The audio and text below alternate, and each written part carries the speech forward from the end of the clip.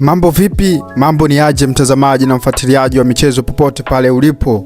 Bwana Simba Sports Club wamemtimua. Sasa sijui wamemtimua au wameamua kujitimua. Okay. Mohamed Dewji ametangaza kuiachia klabu ya Simba usiku wa kuamkia leo. Ametoa taarifa hiyo katika mtandao wake wa kijamii. Amechapisha taarifa hiyo katika mtandao wake wa kijamii akiwajulisha wanachama wa Simba Sports Club, mashabiki, lakini pia na Watanzania wote kwa pamoja kwamba yeye anajiudhuru kuwa mdhamini wa Simba Sports Club. Hii ni habari gani hii? Mbona inashangaza kidogo? Inashangaza.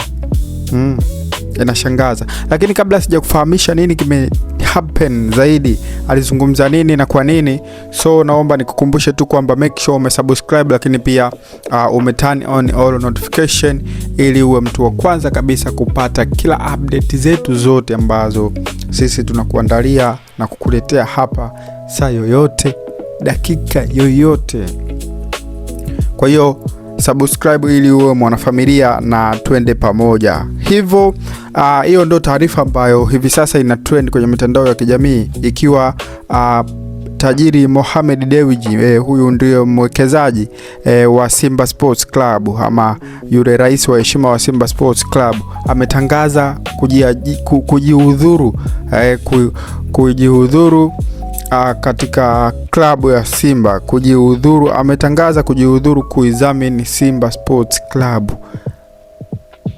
Hii imetokana na nini? Yani kujihudhuru tajiri Mohamed Dewji. Okay.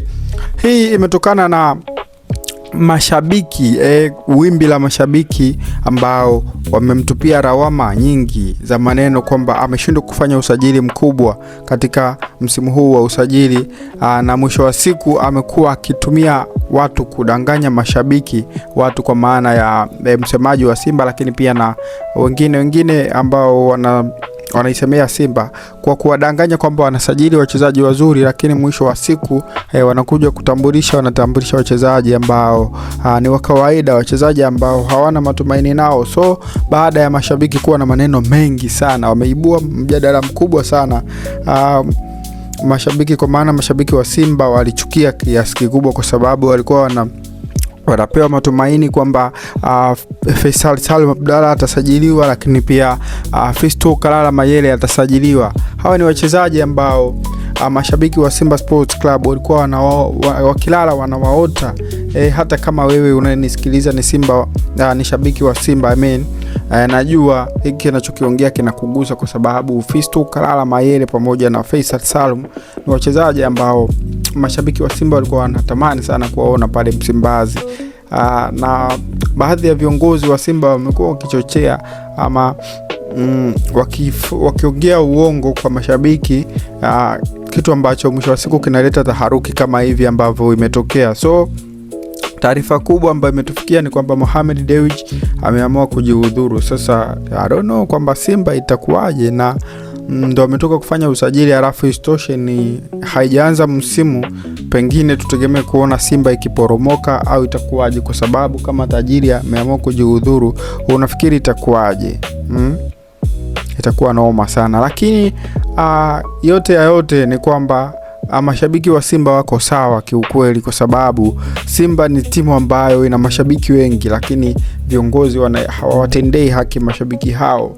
Mashabiki wa Simba walishaibuka mashabiki bora katika ile ligi ya African Champions, wakishiriki mashindano na timu kama Al Ahly na timu nyingine. So wao ndio wakaibuka mabingwa, lakini pia mashabiki wa Simba ndio wakaibuka na tuzo ya mashabiki bora katika ile ligi ya African Football League, ile African Football League, nimekumbuka. So mashabiki wa Simba wamekuwa wakivumilia matukio mengi sana ambayo yanakuwa yanatokea ndani ya klabu, lakini pia yanatengenezwa na viongozi kama wachezaji kuwa na performance ndogo. Ni kitu ambacho kimekuwa kikionekana kama kinasababishwa na viongozi wa Simba ambao pengine hawatendi kazi zao kwa ufasaha ama hawakamilishi majukumu yao kama inavyotakiwa. So kutokana na hiyo taarifa, sisi tumepata maswali mengi sana kwamba kama anaiacha Simba Sports Club mwanzoni mwa msimu na hamna mtu mwingine ambaye ataiendesha hii klabu, kwa maana kuendesha klabu sio mchezo. Kuendesha klabu ni pesa nyingi sana. Sasa itakuwaje? Au tutegemee kuona Simba ikinyakuliwa?